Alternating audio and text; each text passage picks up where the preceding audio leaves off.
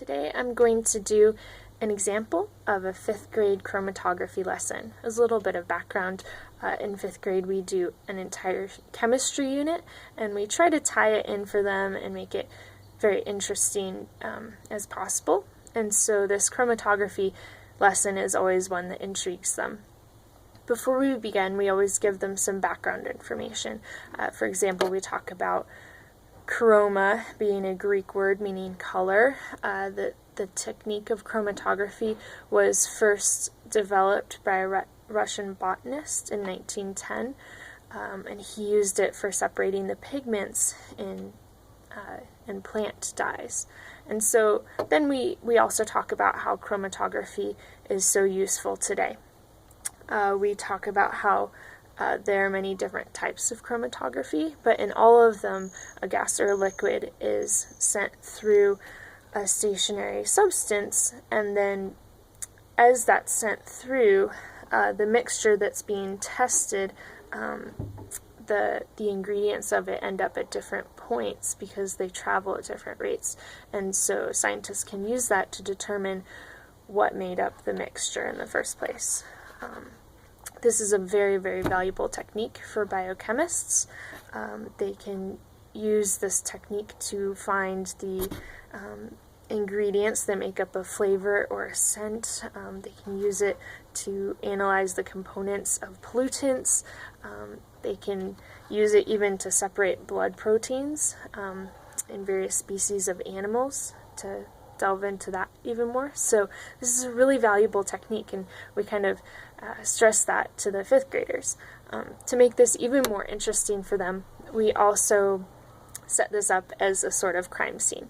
So what we do is we have a note that, I'll just jot a note down for them, and it's a note from a crime scene.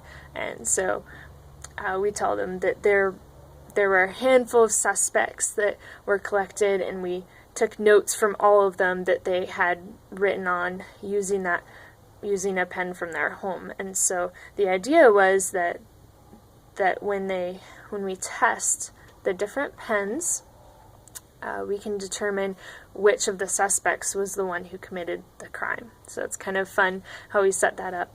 I'm going to show this as an example of a demonstration, and then later on in my reflections I'll talk about how I could go about this lesson in some other ways to have more student involvement. So as a demonstration, I would show them all of the different samples we have. So we have our mystery sample, of course, and I'll save that for the end so we can build a little suspense. And then we have 4 other suspects here. So obviously these are all different pens that we've used. I have a cup here of some vinegar, which is going to travel up the paper towel, and when it travels up the paper towel it will separate the pen, and the idea is that the suspect that matches the mystery one will be the one who committed the crime. So I'll go ahead and start with the first suspect, and I'll show the students how I'm just going to dip the very bottom of it into the vinegar and then fold this over, and you can start to see the color separation. And then I'll go ahead and move on to the second suspect, and again just dipping the very end of this into the vinegar. And the third suspect, again traveling up, and the fourth suspect.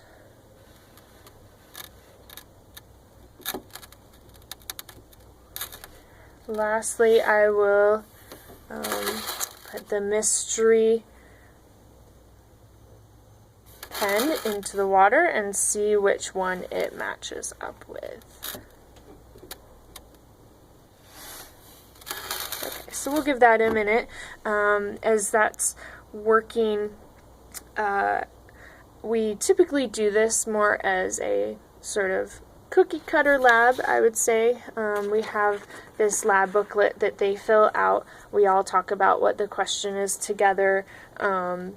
we talk about how they can gather information. Then they form their own hypothesis. So they look at each of these papers and they kind of see if they can tell just looking at the pen itself before we do the chromatography. Inside we have the exact methods that they go through. We provide a data collection area and then kind of a reflection page at the end. We provide a section for what they wonder now, but we often have not given them much time to explore this. So again, in my written response, I'll go over maybe ways that we could incorporate that more, that we could incorporate more student involvement. So this would be an example of how I could demonstrate this to the class. Again, I'll reflect more on how I could involve students more in this. So once we look at this, it's pretty fun. We can look at each of them. We see that one really has a lot of blue in it. The two just kind of maintain that black. The three here, we have the black and the teal. Four actually turned purple, and the mystery clearly matches up with number 3. So number 3 was our suspect who must have committed the crime. I hope you enjoyed seeing this little demonstration, and again, I'll add more reflections in my paper. Alright, thank you.